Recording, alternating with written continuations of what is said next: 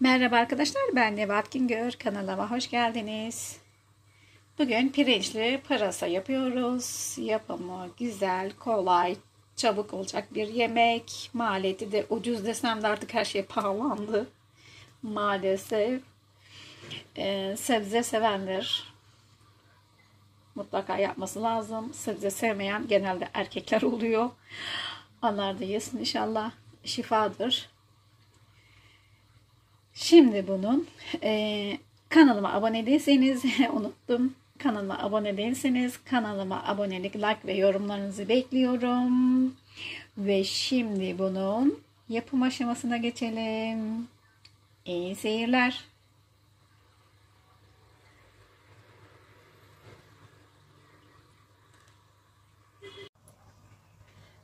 Evet arkadaşlar, tenceremize yağımızı aldık.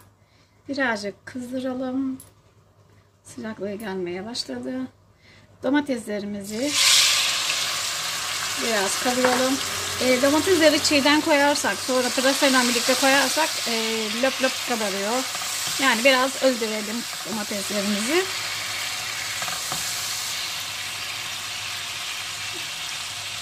Evet, birazcık bu erisin.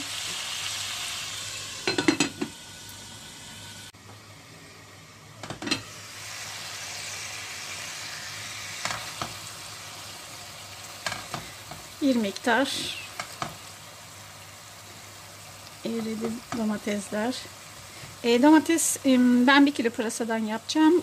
3 tane orta boy, 2 tane büyük boy. Yani size kalmış. O kadar ekleyebilirsiniz. Ben YouTube'dan birkaç videoya baktım. Kim arkadaşlar domates koymuş, kim arkadaşlar domates koymamış. Demek ki herkesin tercihi. Ben her zaman domatesini koyarım içine. Şimdi bu birazcık daha ölsün, kavrulsun. İçine ben salça da ekleyeceğim.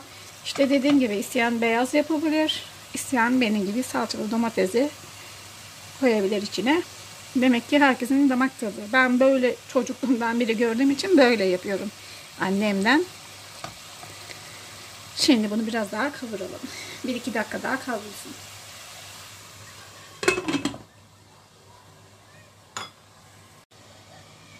Evet. Birkaç dakika daha kavurdum. İçine 1 yemek kaşığı tatlı. Yemek kaşığından birazcık fazla salça. Benim salçam kendi yaptığım salçam. Domatesle biber karışık bu salçam.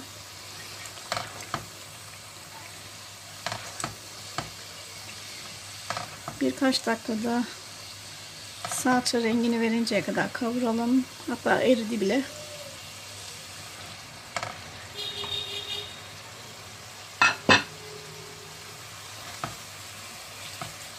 İçinde lök lök kalmasın, erisin, bir yönde kalmasın. Karıştıralım iyicene.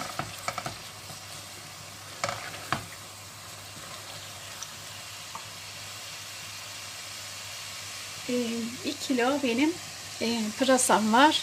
Bir de havuçlarım benim yazın buzluğa koymuştum. Buzluktan çıkardım onları. Zaten onlar erimiş. Buzluğa girdiği zaman eriyorlar. Pırasaları da iyicene yıkayalım. Çünkü aralarında kumlar giriyor. Pırasaları böyle verev şeklinde kestim. Havuçlarımı da öyle verev şeklinde kestim. Şey olarak da kesebilirsiniz. Dilim olarak da kesebilirsiniz. Birazcık çok hafif bir parmaktan birazcık kalın da kesersiniz. Çünkü içinde erimesin, dağılmasın. Şimdi bunu da karıştıralım. Birkaç dakikada böyle kavuralım.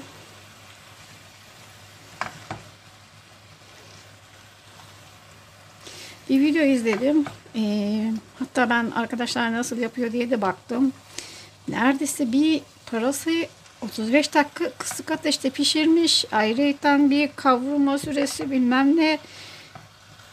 Bilmiyorum, 1 saatten fazla yani bir pırasa pişirmiş. Bir gün evvelden yapmış, dinlendirmiş, hatta zeytinyağlı yemek diye. Herkesin işte dediğim gibi damak zevki, yapma şekli değişiyor. Ben de pırasayı sıcak sıcak yemeyi seviyorum, pirinci içindeyken. Güzel böyle ekşili limonlu. Herkesin damak tadı, öğrenme şekli.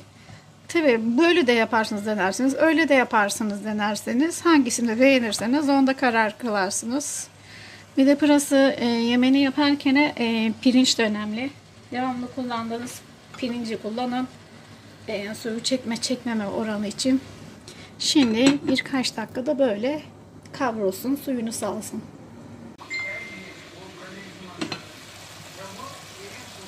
Evet, domatesler suyunu saldı. Pırasa, havuç da suyunu saldı.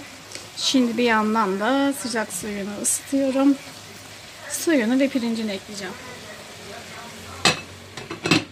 Tuzunu daha atmadım. Salçam benim tuzlu. Ama bir miktar yine pirinci attığım zaman içine tuzunu atacağım. Evet arkadaşlar. Suyumuzu şimdi ekleyelim. İyice kavruldular. Zaten kavrularak pırasanın zaten canı yok. Çabuk pişiyor. Sıcak suyumuzu da ilave edelim.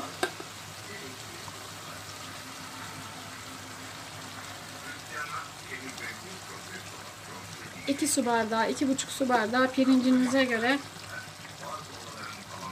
aslında 3 su bardağı, 2 su bardağından biraz suyumuzu da ilave ettik.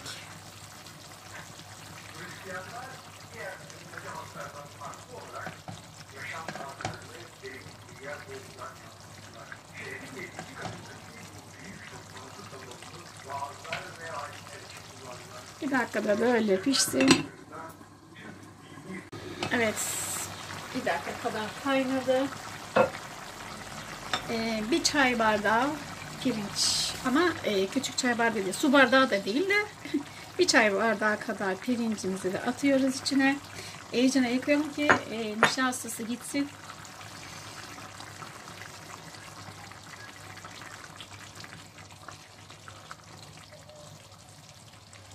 Fazla da karıştırmayalım ki pırasalar soğan gibi eriyor. İçine benim salçam tuzlu olduğu için bir çay kaşığı kadar tuz attım. İsteyen limon tuzu da atabilir arkadaşlar. Ben limon tuzu atıyorum. Çok fazla atmıyorum.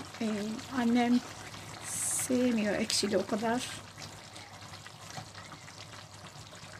Şimdi bunu pirincini pişinceye kadar kaynatalım. Ben çok aşırı pişirmeyeceğim. Çünkü kendi buharında da pişecek bu. Bir de pırasa yemeği pirinçli olduğu zaman çok su çekiyor.